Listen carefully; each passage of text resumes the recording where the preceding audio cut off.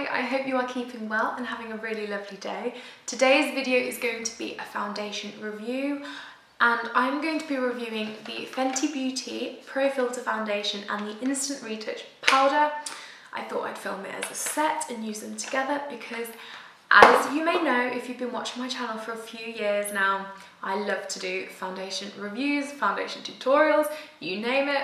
So I'm actually filming this video a day later because I filmed it yesterday, but it was out of focus, and by the time it came to editing, I was like, I can't give my viewers that. So here I am, just welcoming the video. So first and foremost, before I start the video, I want to say that I am very particular about my foundations because I have very sensitive skin and very acne prone skin, and I want to say that the Fenty Pro Filter Foundation is on my top 3 list. So I hope you enjoy this demo, but without further ado, let's get into the video. I'm in shade 190, which is a very cool, well, a neutral undertone. And I'm going to be applying it with a Sigma Flat Beauty Key F80 brush, and this is really dense and it can pack the product in. But I'll also be blending with like a standard beauty blender, but you always shake it before you use it.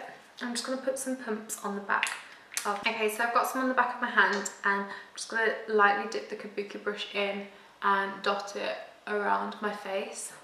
My skin's quite blemished at the moment just because it's the time of the month, but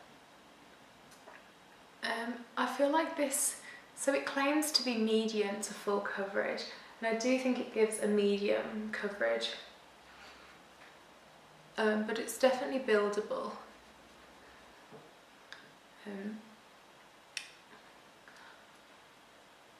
So I just press it on and just stipple it on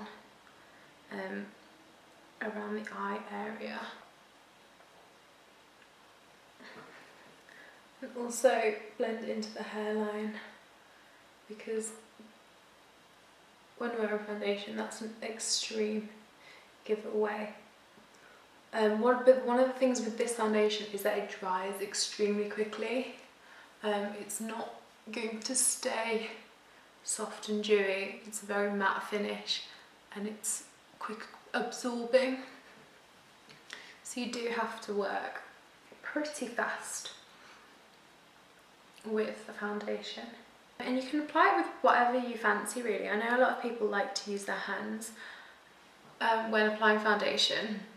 But with this one, I wouldn't really recommend using your fingers to apply, just because it is so quick drying. So I've just put one layer of foundation, so I'm just going to add a tiny bit onto the places where I've got scars, and also blend it down my neck a tiny bit more, just to show you that it is medium to full coverage,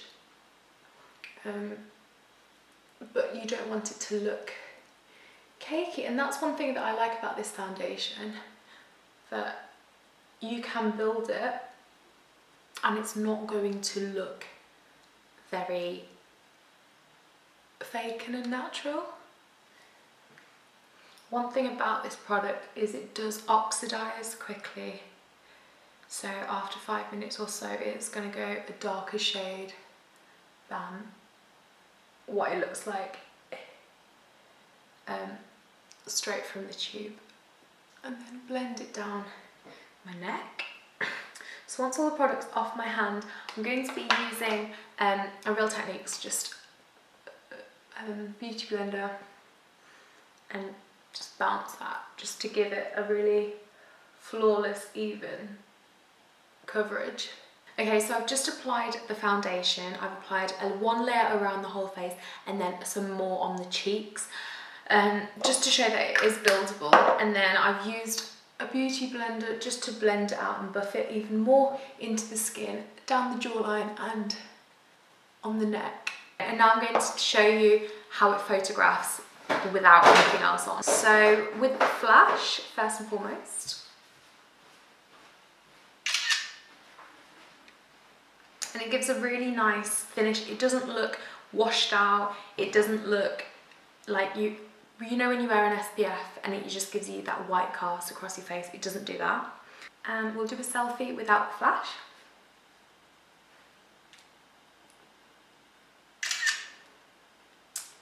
And yeah, again, it just gives you a really nice smooth canvas, and it photographs really nicely with the flash and without.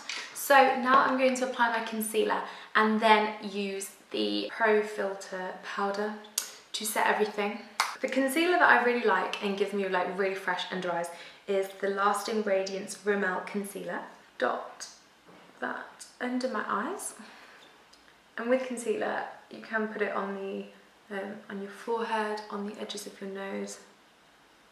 But I'm just gonna put it under my eyes. And this is the powder. I'm in the shade Butter. I believe this is the lightest one. This is like the setting powder. And the packaging is so lovely. It just feels really luxe and nice. And it's got a really big cap, so you can get your brush and swirl the powder in. The only thing that I would say is that so much powder comes out. You get 28 grams, which for a powder, that's very good. It comes out really fine milled. It looks like this. I don't know if you can see that. So I've just swirled my brush around. I'm just gonna set my makeup. So just really lightly, and it smells incredible. Honestly, you guys need to smell it. It just smells like cookies, cream. Get a tiny bit more. You see how it's like perfect swirling, and it just gives you this. I'm a big powder fan. I know a lot of people aren't really fans of powder, especially if you've got dry skin. I don't think you really need it. But to set everything, like to set your concealer or to set your foundation concealer and everything, powder is the way forward. And it just gives you, I don't know if you can see, but like it's covered my acne so well. There's still like some slight scars and stuff, which you can't really cover texture with a foundation and powder, but you can mask it. And the redness is completely gone. It's really neutral. It's given me this really nice sheen. I'm just going to test it again with the flash on and the flash off. So this is the flash off. Yes, I look like Casper because I don't have lipstick on or anything on my eyebrows, but it photographs well. And let's do the powder with the white cast. And that looks fine as well. The skin looks really, really flawless, and it's just given like a really healthy glow, and it doesn't look too orange, which I'm always so worried about looking orange. I'm just going to apply the rest of my makeup, and then I'm gonna come back with you and explain the pros and the cons of the foundation. So I will be with you in a jiffy.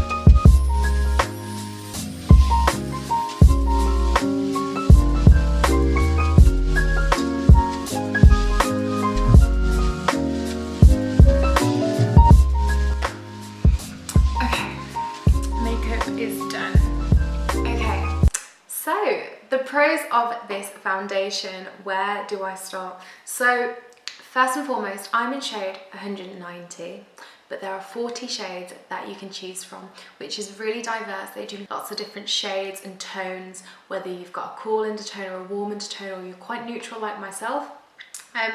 That is also really, really good. They go from really very, very pale to really dark, which is, I think it's great for a brand to do such a diverse range.